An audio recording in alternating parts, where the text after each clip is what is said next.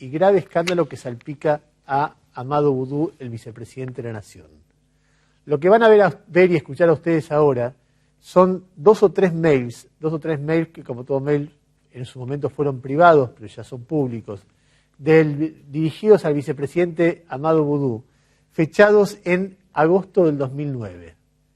En agosto del 2009 la Argentina atravesaba una crisis, el gobierno acababa de perder las elecciones, Boudou era ministro de Economía, y la Argentina, la Argentina estaba discutiendo la reapertura del canje para poder endeudarse nuevamente. Boudou era uno de los partidarios de esa posición. Y entonces, un tal Marcelo Echevarne, que después vamos a contar quién es, le escribe 2 o 3 mails a Boudou.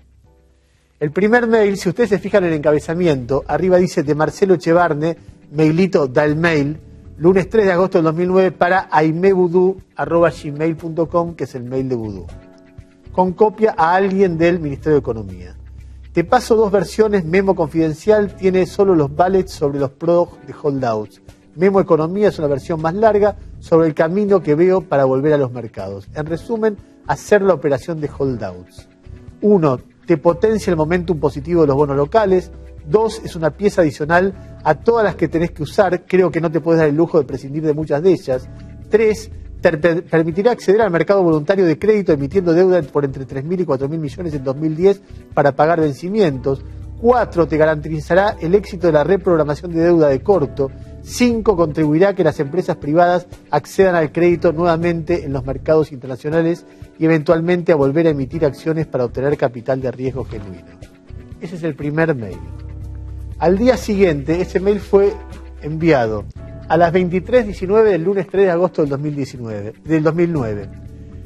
40 minutos después, una hora después, 1 hora y 20 después, Marcelo Echevarne, el 4 de agosto a las 0:37, le manda un segundo mail a Boudou y pone: la decisión de hacer un canje la podés tomar más adelante, pero creo que enfáticamente sería un error no tener los papeles listos si se quiere tomar la decisión más adelante. Tener los papeles listos lleva 3 o 4 meses. El costo de estar listo es muy bajo, lo haría sin hacer anuncios.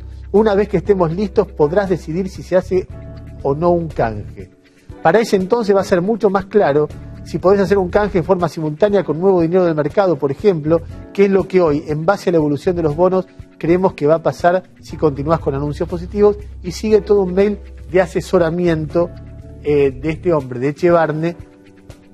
Echevarne a Boudou.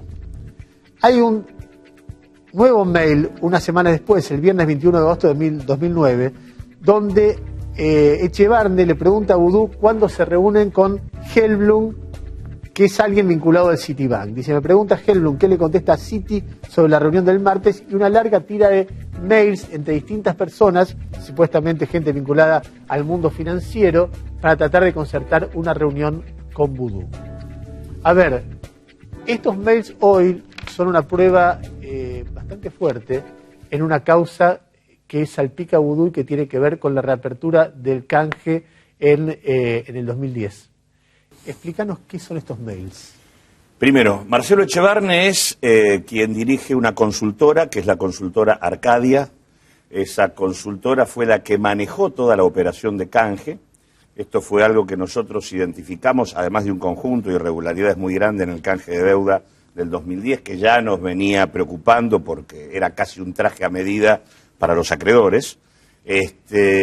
Y esta consultora, Marcelo Echevarne, para que quede claro, era el que asesoraba a los acreedores. O sea, el que vos leíste y que le daba instrucciones al ministro de Economía de nuestro país, era el que asesoraba a los acreedores. Y en realidad hay documentación del Ministerio de Economía que le indica que Arcadia, manejando la información privilegiada de que se iba a hacer un canje de deuda, que se iba a levantar una ley que existía en la Argentina, que era la ley Cerrojo, que impedía la reapertura del canje, desde el año 2008 estaba vendiendo el canje en los Estados Unidos. ¿Esto qué permitía? Permitía que bonos de la Argentina que estaban en el suelo, o sea, valían 2 mangos, pudieran ser comprados por bancos, por brokers, por distintos sectores a muy bajo precio, y que luego fueron canjeados acá en el momento de la reapertura, haciendo ganancias en dólares que estaban en el orden del 100% en divisas.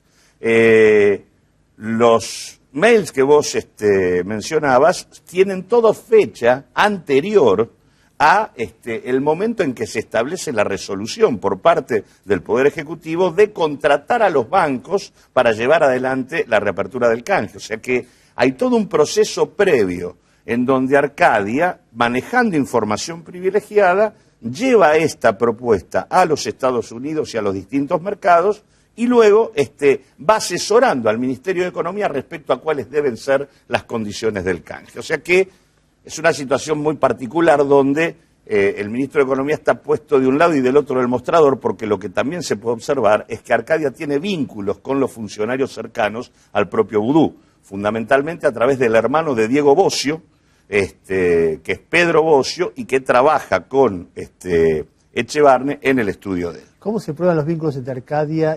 El hermano de Diego Bossio, claro, trabaja con Echevarne. Exactamente. Eso está totalmente comprobado. Sí. Basta con entrar a la página de la consultora para percibirlo.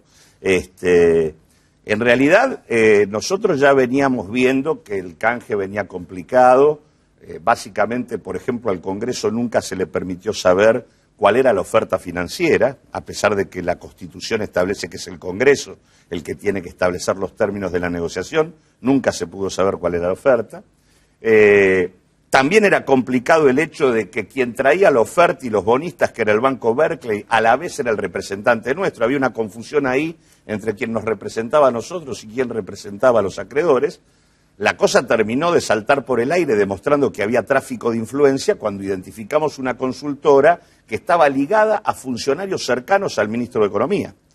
Y la verdad que la consecuencia de todo esto después la pagamos todos, porque siempre cuando se hacen estos canjes se suele vendernos a nosotros que se logra por esa vía reducir la deuda.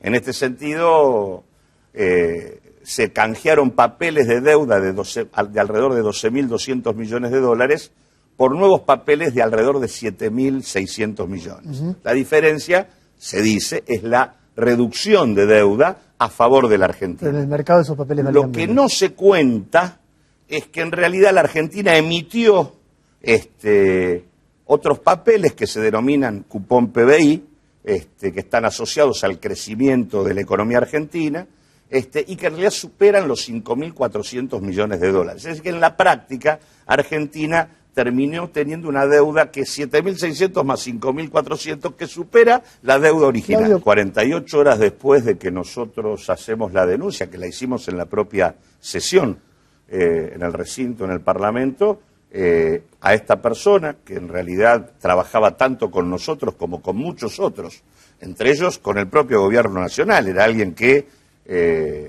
vendía información sobre las cuentas públicas a diferentes sectores políticos, a muchos de los estudios económicos existentes y demás, y a esta persona, a la cual se la asociaba particularmente con nosotros, la detienen en el Ministerio de Economía y, como bien vos decís, termina 15 días detenida en Marcos Paz junto con el Turco Julián y con distintos otros sectores vinculados a crímenes de lesa humanidad. La verdad que le destruyeron bastante la vida, la existencia a esta persona.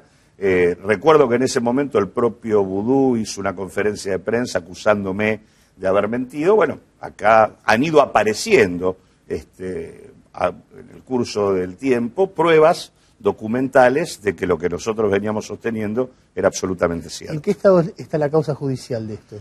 El fiscal Dilelo y el juez Lijo han imputado a Vudú por supuesto tráfico de influencias y bueno, habrá que ver cómo esto avanza. Pero a mí me parece que es muy importante que quede claro que estas cosas no forman parte de un hecho particular o individual.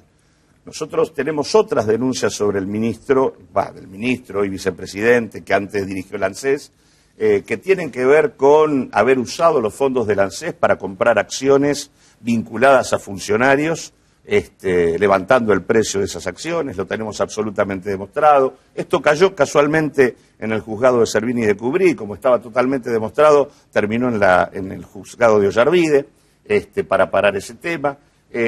También hemos visto maniobras complicadas en donde el ANSES ha comprado bonos que no podía comprar por ley, perdiendo miles de millones de pesos en favor de los bancos privados. Y en realidad todo esto configura una especie de trama institucional de corrupción donde Vudú ocupa un lugar importante, lo ocupó durante los años 2008-2009 y como consecuencia de eso terminó siendo vicepresidente de la Nación.